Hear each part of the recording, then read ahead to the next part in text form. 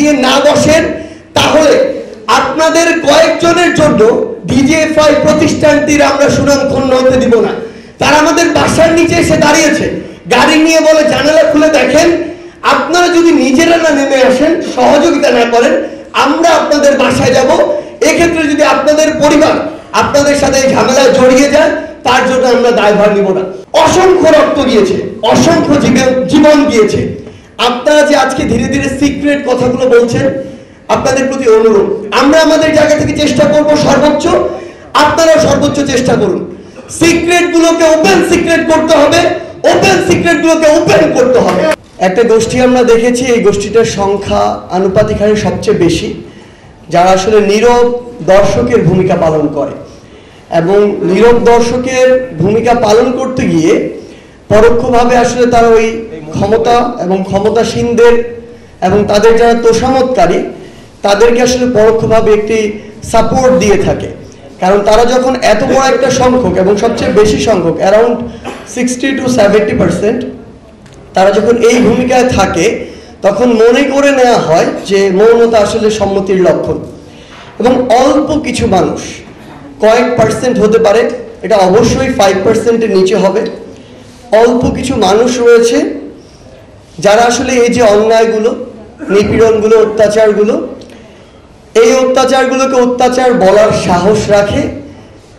এটার মধ্যে দুইটা ক্যাটাগরি রয়েছে, যারা নিজেদের যে করিডোর, ফ্যামিলি বা খুব ক্লোজ মানুষ, তাদের সামনে এই অত্যাচারগুলোকে অত্যাচার বলে। আর 1%-এরও কম মানুষ রয়েছে যারা এগুলো পাবলিকলি বলার এবং নিজের যত বড় ক্ষতিই হোক না কেন, মানুষের সামনে, দেশের সামনে, জনগণের সামনে বলার মতো গার্ডস রাখে। এবং আমি বিশ্বাস করি সেই 1%-এরও কম যে মানুষগুলো রয়েছে এই বাংলাদেশে, তাদের একটি বড় অংশের সামনে আজকে আমি দাঁড়িয়ে রয়েছি, যারা আসলে জানতো যে তারা যদি এই কাজটি করে, এমন একটি ফ্যাসিস্ট সরকার বসে রয়েছে, তাদের চাকুরিটি চলে যাবে, তাদেরকে, তাদের পরিবারকে বড় সমস্যার সম্মুখীন হতে হবে। তারপরও ওই ব্যক্তিত্বের জায়গায় কম্প্রোমাইজ না করতে পেরে, কিংবা নিজের যে আলাদা একটি গার্ডস রয়েছে, সাহসিকতা রয়েছে, বিবেক বোধ রয়েছে, সেই জায়গায় কম্প্রোমাইজ না করতে পেরে তারা যে প্রতিবাদটি করার বরাবরই করে এসেছে। এবং আমরা আসলে কৃতজ্ঞতা জ্ঞাপন করছি আমাদের জায়গা থেকে যে এমন মানুষদের সামনে দাঁড়িয়ে কিছু কথা বলার আমাদেরকে সুযোগ দেওয়া হয়েছে। এই যে আওয়ামী একটি বাহিনী তৈরি করার যে অপচেষ্টা, এই অপচেষ্টা যেমন ওই আওয়ামী সন্ত্রাসীরা কেউ করেছে, আবার বাংলাদেশ সেনাবাহিনী থেকে শুরু করে সশস্ত্র বাহিনীর কতিপয় কিছু আওয়ামী দোসর এই কাজগুলোতে প্রত্যক্ষ এবং পরোক্ষভাবে সহযোগিতা করেছে। এখন প্রশ্ন হচ্ছে, আমরা আপনাদের হয়ে অন্তর্বর্তীকালীন সরকারকে আমাদের জায়গা থেকে, বৈষম্য বিরোধী ছাত্র আন্দোলন এই প্ল্যাটফর্মের জায়গা থেকে স্পষ্ট করে একটি কথা বলতে চাই। এই যে দোসররা ছিল, তাদেরকে যদি শুধুমাত্র চাকুরিচ্যুত করার মাধ্যমে আজকের এই ঘটনাটি শেষ করে দেওয়া হয়, তাহলে আগামীতে যে ঘটনাটি হবে সেটি হচ্ছে যে অনেকে আবার কোনো একটি ফ্যাসিস্টের দোসর হয়ে এমন কিছু ঘটনা করবে, যে ঘটনা হয়তো সে কয়েকশো কোটি টাকা ভাগিয়ে নিবে, অসংখ্য মানুষের জীবন হানি করবে, কিন্তু তার মাথায় এই চিন্তাটি কাজই করবে না যে এই কারণে যদি আমার শাস্তি শুধু এটি হয়, আমি চাকরি হারাবো, আর কিছু না হয়, তাহলে আমি চাকরি হারাই, আমি তো কয়েকশো কোটি টাকা পেয়ে যাচ্ছি, দেশ এবং দেশের বাইরে পুনর্বাসন পেয়ে যাচ্ছি, তাহলে আমার চাকরি চলে গেলে সমস্যা কোথায়? সেই জায়গা থেকে আমরা আমাদের জায়গা থেকে স্পষ্ট করে অন্তর্বর্তীকালীন সরকারকে একটি কথা বলি, আপনারা আজকে অন্তর্বর্তীকালীন সরকারের প্রধান উপদেষ্টা কিংবা উপদেষ্টা হয়েছেন হাজার হাজার জীবনের রক্তের উপরে। আমার 8 লক্ষ ভাই বোন রক্ত দিয়েছে, হাসপাতালে এখনো কাতরাচ্ছে, রক্তের দাগ এখনো শুকায় নাই, ওই যে সেলাইগুলো সেগুলো এখনো শুকায় নাই। আপনারা যদি এখন ওই গুরুত্বপূর্ণ জায়গাগুলোতে বসে এই সুশীলতা দেখান, সেটা দেখতে আমরা প্রস্তুত নই। সকলে হয়তো জানি যে আমরা ডিবি কার্যালয়ে নাকি 6 দিন ছিলাম, কিন্তু আমরা অনেক ঘটনা এখনো বলার আমাদের সুযোগ হয়নি, সময় হয়নি। আমরা প্রত্যেকটি বলবো, আমি হাসনাত আমরা বলবো, আমাদের সাথে হাসিব ছিল, কিভাবে আমাদেরকে আমাদের বাড়ির নিচে এসে ডিজিএফআই আমাদের পরিবারকে ডিজিএফআই এভাবে সে আমাদেরকে বলেছে, আমি আর হাসতে এক বাসায় ছিলাম, যে আপনারা যদি সরকারের পক্ষ থেকে মন্ত্রীরা আহ্বান জানিয়েছে, আপনারা যদি তাদের সাথে গিয়ে না বসেন তাহলে আপনাদের কয়েকজনের জন্য ডিজিএফআই প্রতিষ্ঠানটির আমরা সুনাম ক্ষুণ্ণ হতে দিব না। তারা আমাদের বাসার নিচে এসে দাঁড়িয়েছে, গাড়ি নিয়ে বলে জানালা খুলে দেখেন, আপনারা যদি নিজেরা না নেমে আসেন, সহযোগিতা না করেন, আমরা আপনাদের বাসায় যাব। এক্ষেত্রে যদি আপনাদের পরিবার আপনাদের সাথে ঝামেলায় জড়িয়ে যায়, তার জন্য আমরা দায়ভার নিব না।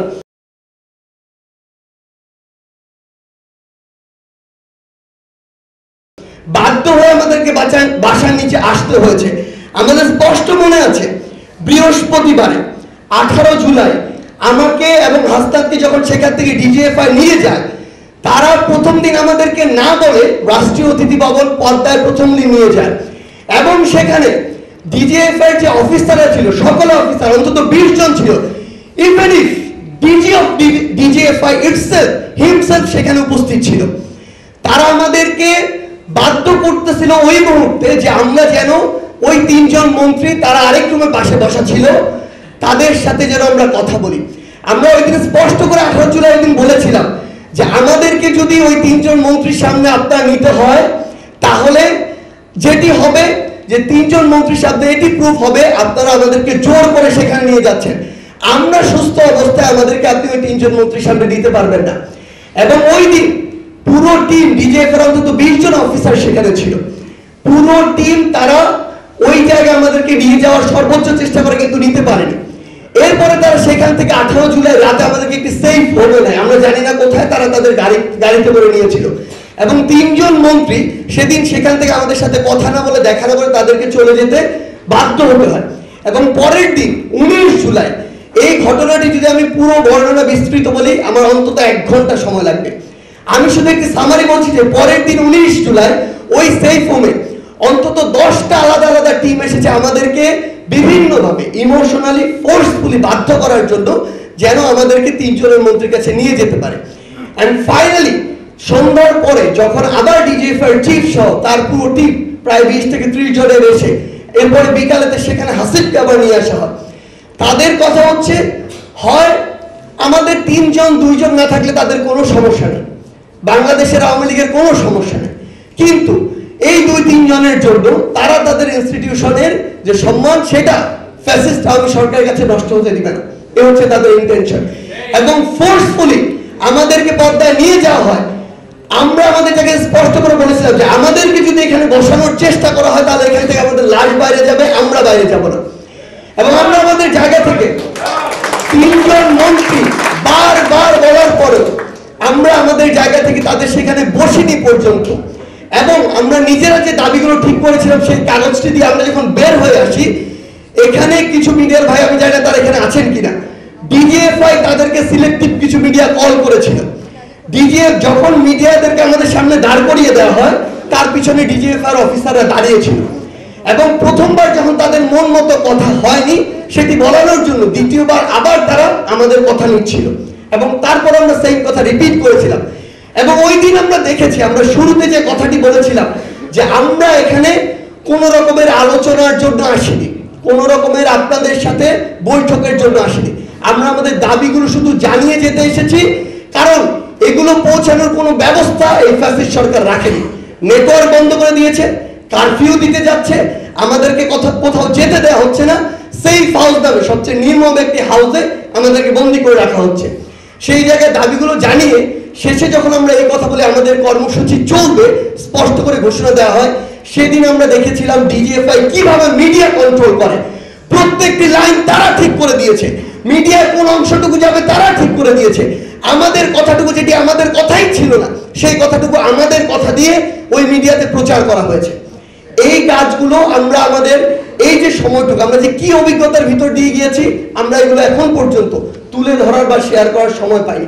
তবে আমরা আমাদের জায়গা থেকে স্পষ্ট করে একটি জিনিস বলি, অসংখ্য রক্ত গিয়েছে, অসংখ্য জীবন গিয়েছে। আপনারা যে আজকে ধীরে ধীরে সিক্রেট কথাগুলো বলছেন, আপনাদের প্রতি অনুরোধ, আমরা আমাদের জায়গা থেকে চেষ্টা করব সর্বোচ্চ, আপনারা সর্বোচ্চ চেষ্টা করুন। সিক্রেট গুলোকে ওপেন সিক্রেট করতে হবে, ওপেন সিক্রেট গুলোকে ওপেন করতে হবে।